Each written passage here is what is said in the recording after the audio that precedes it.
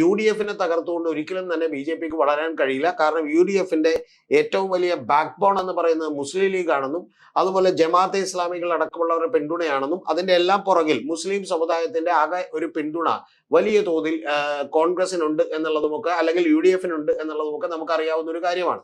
അപ്പൊ അത്തരത്തിൽ കഴിഞ്ഞ സെൻസസ് പ്രകാരം അവരുടെ പോപ്പുലേഷൻ എന്ന് പറയുന്നത് 27% ഇപ്പൊ അത് ഏതാണ്ട് ഒരു 30%-ത്തിനടുത്തേക്ക് വരും എന്നാണ് റഫ്ലി നമുക്ക് കാൽക്കുലേറ്റ് ചെയ്യാൻ കഴിയുന്നത്. അപ്പൊ അത് കൂടാതെ പിന്നെയുള്ളത് ക്രിസ്ത്യൻ സമൂഹമാണ്. അവരുടെ 18% ഉണ്ടായിരുന്നു. പക്ഷെ ഇപ്പൊ ഏതാണ്ട് അവരൊരു 1% കുറഞ്ഞു, 16-17% മാത്രമേ ഉണ്ടാവൂ. അപ്പൊ അങ്ങനെ വരുമ്പോൾ മാക്സിമം വന്നിട്ടുണ്ടെങ്കിൽ ഒരു മൈനോറിറ്റികൾ എന്ന് പറയുന്ന ഒരു 46% ഒരു സ്റ്റേറ്റ് ആണ് കേരളം എന്ന് പറയുന്നത്. ആ 46%-ത്തിൽ മഹാഭൂരിപക്ഷം വോട്ടുകളും തന്നെ കിട്ടിക്കൊണ്ടിരിക്കുന്നത് ഇപ്പൊ യു ഡി എഫിനാണ് എന്നുള്ളത് നമുക്ക് എല്ലാവർക്കും അറിയാം. അതിൽ നിന്ന് ആകെ പ്രതീക്ഷിക്കാൻ കഴിയുന്നത് കൂടി വന്നിട്ടുണ്ടെങ്കിൽ ക്രിസ്ത്യൻ വോട്ട് ബാങ്കുകളിൽ ഒരു പകുതി മാക്സിമം വന്നിട്ടുണ്ടെങ്കിൽ ഒരു 8% വോട്ടുകൾ മാത്രമേ കിട്ടും എന്നുള്ളത് ബി ജെ പിക്ക് പ്രതീക്ഷിക്കാൻ കഴിയൂ. അത് കാസ വഴിയൊക്കെ തന്നെ ഓപ്പറേറ്റ് ചെയ്താലും.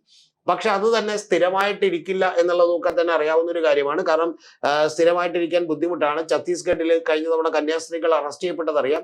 അപ്പൊ മറ്റു പല സ്റ്റേറ്റുകളിലും തന്നെ ഈ മൈനോറിറ്റികൾക്കെതിരെ ഒരു മെജോറിറ്റിയെ കൺസോളിഡേറ്റ് ചെയ്തുകൊണ്ടാണ് സംഭവിക്കുന്നത് എന്നുള്ളത് കൊണ്ട് തന്നെ മൈനോറിറ്റി അവിടെ പല പ്രശ്നങ്ങൾ ഉണ്ടാകുമ്പോൾ ഇതെല്ലാം തന്നെ ഫ്ലക്ച്വേറ്റ് ചെയ്യപ്പെടും എന്നുള്ളതൊക്കെ തന്നെ കൃത്യമായിട്ട് അറിയാവുന്ന ഒരു കാര്യമാണ്.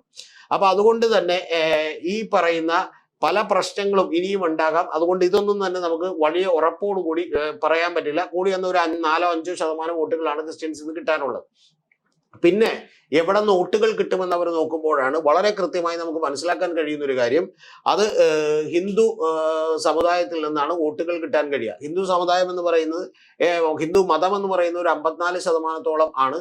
അപ്പൊ അതിൽ 30-31 ലക്ഷത്തോളം വോട്ടുകൾ ഇപ്പൊ ഏതാണ്ട് സ്റ്റേബിൾ ആയിട്ട് അവർക്ക് കിട്ടാവുന്ന ലെവലിലേക്ക് അവർ എത്തിച്ചിട്ടുണ്ട്.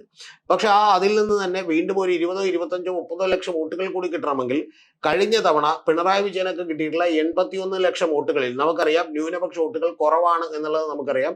അപ്പൊ അതുകൊണ്ട് തന്നെ മഹാഭൂരിപക്ഷം വരുന്ന ഹിന്ദു മതത്തിൽ നിന്ന് അല്ലെങ്കിൽ അത് വിശ്വാസികളായിട്ടുള്ള ആളുകളുടെ വോട്ടുകളാണ് കിട്ടിയിട്ടുള്ളത്.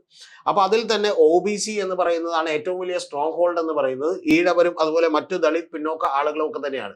അപ്പൊ അവരുടെയൊക്കെ വോട്ടുകൾ കിട്ടണമെങ്കിൽ എന്ത് സംഭവിക്കണമെന്ന് ചോദിച്ചാൽ പിണറായി വിജയനെയും CPM കൂടി തകരേണ്ടതുണ്ട്.